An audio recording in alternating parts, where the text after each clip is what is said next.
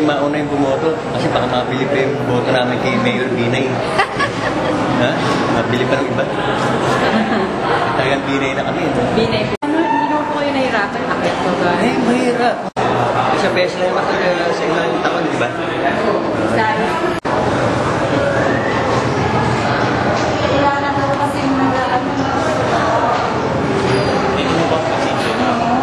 Walang elevator sa baba.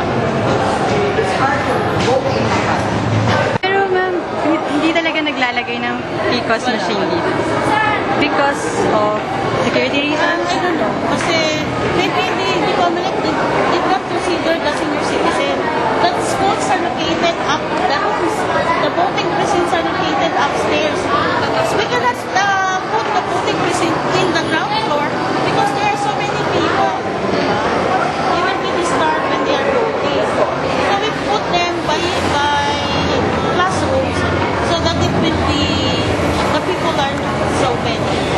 Understand, may batas naman, di ba? Para sa mga special person, mga PWD person with We only disability. have selected schools with PWD.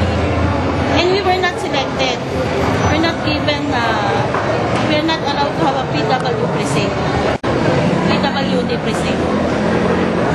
Only selected schools have PWD precinct. Do you apply for such a... Nag-apply?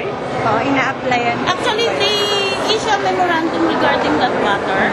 We were asked to give names for PAIs, and we submitted, but our school was not selected as PWD center.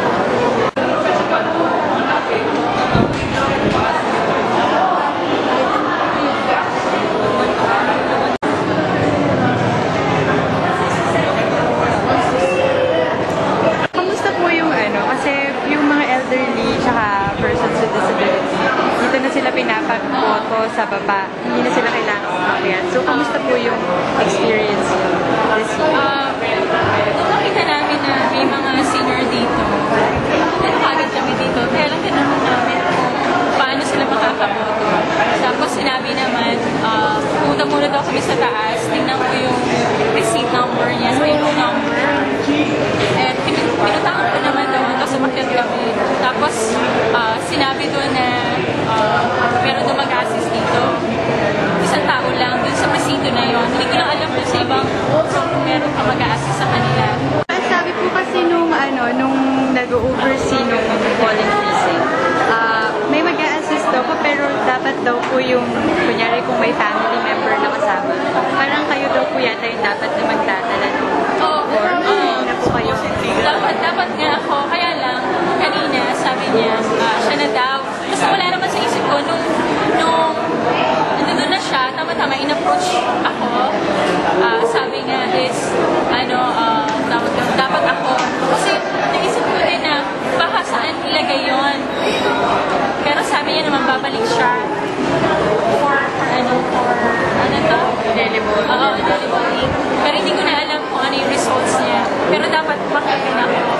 Are you worried? Medyo, pero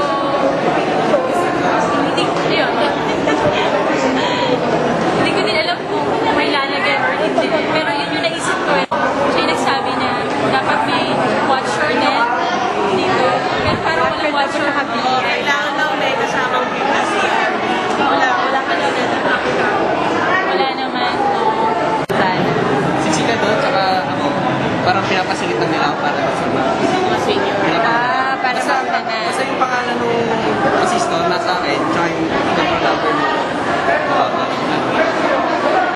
Pero pwedeng hindi na sila sumama. Ganun ba yung agreement? Pwede nang hindi na sumama yung